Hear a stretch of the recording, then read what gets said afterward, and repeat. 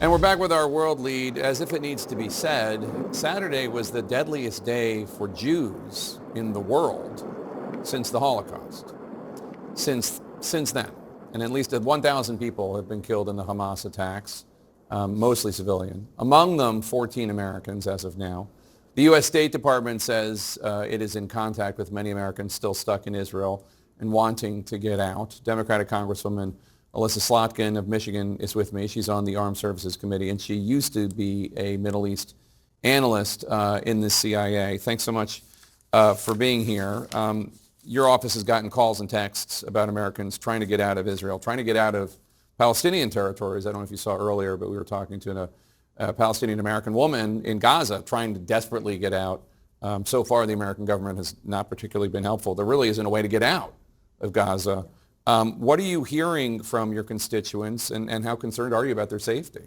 Well, I mean, I think there are more American passport holders in Israel than almost any other country in the world, maybe more than any country in the world. So getting those American passport holders out, if they want to come out, is a huge endeavor. We know that American carriers aren't leaving from Ben Gurion Airport. We've had some other international flights canceled today. I've been helping people over the Jordanian border, over land, and the Jordanian government has been amazing at helping to facilitate that. Church groups, individual students, parents, it's just been a huge effort, and I know every member of Congress is dealing with that same onslaught of requests. Can Egypt help at all with the Palestinian Americans stuck in the Gaza Strip? Because certainly, I think Israel will have to be a part of that conversation, and I don't know where they stand on that, but certainly that is a border area, yes. So you have lived in Israel, is that right? Lived in Israel, lived in Jordan, yep. When you were with the CIA? No. That it's just in different times in your life. Mm-hmm. When the attack happened, the Israeli Defense Forces seem to have been mainly located in the West Bank or at home. Does this surprise you how much Israel was caught off guard and how slowly the rescues came for Israelis? Could more lives have been saved if troops weren't so positioned in the West Bank? Well, look, we're going to have a lot of time to go over how an intelligence failure like this happened. Think about our 9/11 Commission. Think about getting these senior members, experienced, bipartisan group together to take a deep look at this. They're going to have to do that same thing. They did the same thing after the 1973 war when they were caught off guard, a big sort of with Supreme Court justices and everything. So they will have plenty of time. But obviously, it's a failure, and they're going to have to grapple with this. One thing was to not know it was coming, not to have human intelligence sources embedded with Hamas to sort of tip off the Israelis, which is kind of the gold standard for the intelligence community, not to have signals intelligence of what they were saying to each other across telephones, across computers, walkie-talkies, whatever. But then there was the second conversation about their military preparedness. Were they overcommitted on the West Bank side? Were they too focused that way and not on Gaza?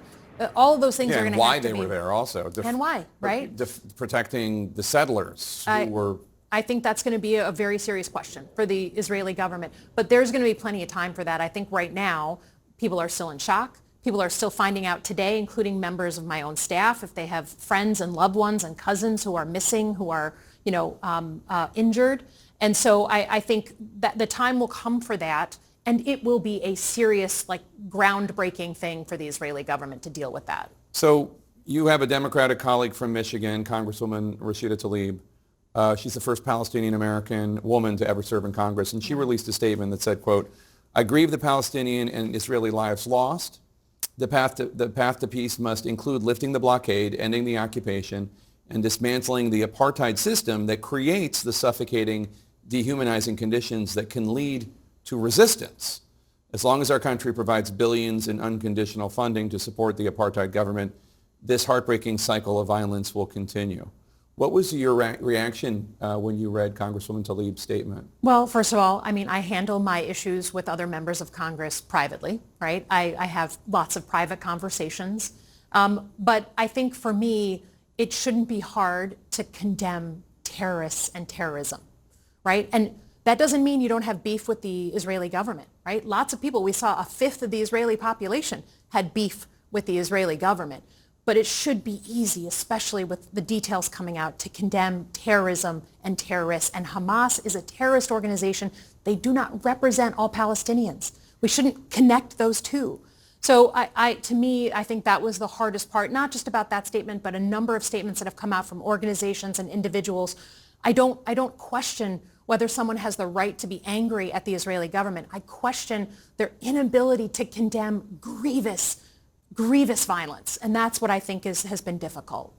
There does seem to be, look, we've spent a lot of time during the Trump years looking at anti-Semitism on the right. These last few days have been a real eye-opening period for a lot of people, a lot of Democrats, a lot of progressives, in terms of anti-Semitism on the left. A lot of people who seem more shocked at dehumanizing language used by world leaders to describe Hamas than what Hamas actually perpetrated on Saturday.